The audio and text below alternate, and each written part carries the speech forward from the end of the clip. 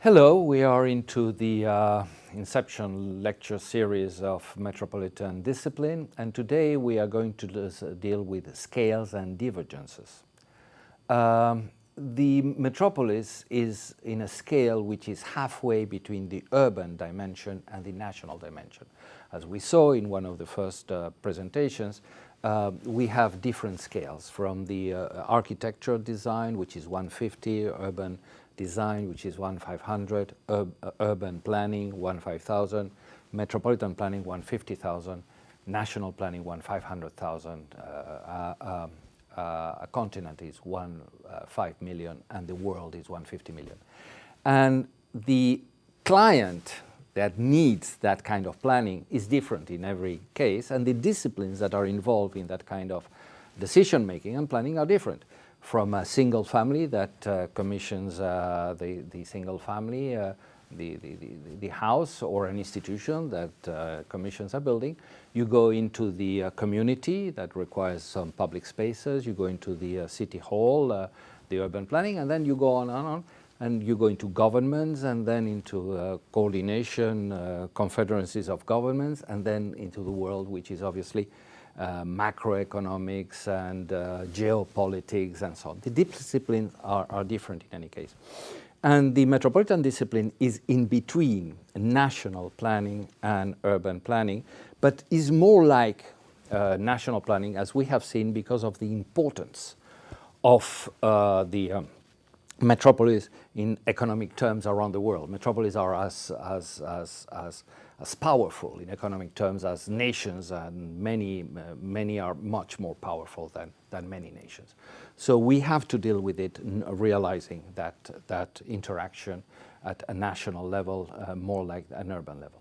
But we have, when we are dealing with metropolitan decision making, we must realize that all those scales have to dialogue. You cannot take a decision on a house if you don't take care about the street it's in. You have to design the house in accordance with the street. You have to design the street in accordance with the area of the urban plan it's in, and so on and so on. So it is a continuous of scales that you have to dialogue. So the metropolitan scale has to dialogue with the national scale, has to dialogue with the urban plan. And that is the same thing that happens in the elements, the sectors of the metropolis. When you are dealing with transport, you have to deal with international transport modes like the airplane, and then integrate that with the national transports of the trains and the highways, and then with the regional one of the commuter trains, and then with the urban one with the metro, and then the more community urban design, the bus and the pedestrian and the bike. No? So really you have to have an integrated system, and the main focus of the metropolis is that integration of the different scales of the system. That works in transport, but it works as well in environment. You must have a continuous system. We saw for biodiversity's sake, for the flows of biodiversity among the different natural systems, you must have the system that flows up from the national parks up to the smallest possible urban garden. And when you are planning the metropolis, you must design for that flow. So size matters. You don't design a metropolis as you design a city. You have to understand that even if a worm or a snake have similar shapes, because they are elongated and so on, if you have 10 centimeters or 1 meter, it's a different DNA, and you will have to deal with the snake in a different way you deal with a worm. And if you try to deal with a snake the way you deal with a worm, you're in trouble. So you must realize size matters. We are with different DNAs, and we have to deal with it in a completely different way we deal with cities. And that's one of the problems metropolitan planners have. They think a metropolis is just a large city. It's not. It's a completely different DNA. And we saw how those DNAs are so powerful around the world that many of those metropolises are comparable to national systems rather than to urban systems. Then we have a difficulty. When you have a nation like the Philippines where Manila is 66% of the national GDP, or Argentina, where some say that Buenos Aires goes as high as 80% of the GDP of Buenos Aires, or Cairo, which is 60% of the GDP of Egypt, a national government doesn't like to have a metropolitan mayor that will control, that will be responsible for 70% of the GDP of the nation. He's the president of the nation. He doesn't want to have someone controlling 70% of the GDP or the population of the nation. So we have three types of nations and metropolitan situations within nation states and nation structures. We have those metropolises which are 60%, in the range of 60% of the national GDP. We have those nations where the main metropolis is 25–30% of the national GDP. That's the case of London, that's the case of Paris. Madrid and Barcelona as well, it's 30% of the Spanish GDP. And then you have those nations where the main metropolis are only around 5% of the GDP of the nation. That's the case of Germany. Frankfurt is 6%, I think. That's the case of Italy, Rome, Milan, and that's the case of China as well.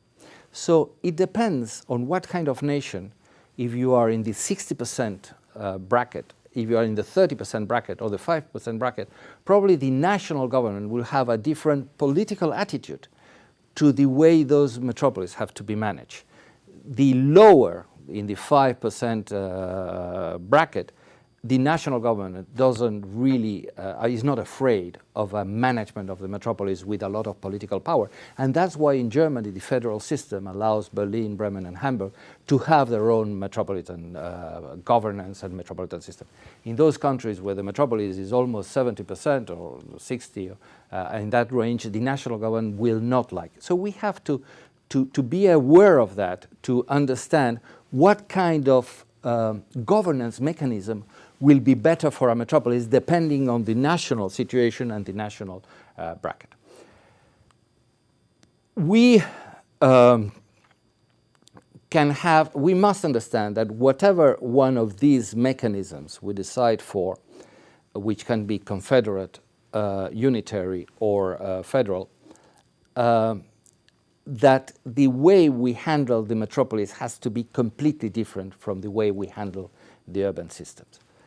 A metropolis, an urban system, is the mayor, the departments, the population, and you have a dialogue. The governance dialogue is a top-down, bottom-up dialogue, which is one of the issues that we generally deal with when we are doing urban planning. How you present the plans, the projects, and how the population reacts, or how the population has initiatives, and then the city government takes those initiatives on board, and how is that dialogue. When we are dealing with a metropolis, it's not at all like that. Every one of the institutions that are involved in taking decisions at metropolitan level, every one of them has their own competences. In a democratic system, the power is spread around, and every institution has specific competences given by the law. And you cannot say to someone else what he should do, that you will, well, you can say him, I would like you to do this because it fits what I am looking for, but you cannot impose that on them. So it has to be a dialogue between all those institutions in a more of a matrix system, where you have all the institutions talking to all the institutions, and obviously this dialogue has to be as transparent and as open as possible, so everyone knows what the others are doing, and you find a kind of framework of collective intelligence that we saw in the social component, of agreeing and doing things that will have a multiplier effect and a good social resource impact one in the other. So we are in a completely different framework of decision making in a city and a metropolis. And as you see, this metropolitan approach looks much more like the national way of managing a country, where you have those institutions and they have to have a permanent dialogue among them to reach the best solution possible. So as we saw, we have this strategic component on how to relate all the components of the genome together, which is more into the strategic approach of dealing with a metropolis that you have to do because you must integrate all those elements in the metropolis. And then we go into the more structural planning of the metropolis, dealing specifically with those tangible elements of the physical environment and the different elements of that component. You have different techniques, and in the future presentations we are going to deal with those specific techniques. Next time we are going to see how the metro works with some kind of scientific and technical approaches to curves, to the phenomena that happens in the metropolis, and you can download these presentations from the links which are on this slide. Thank you.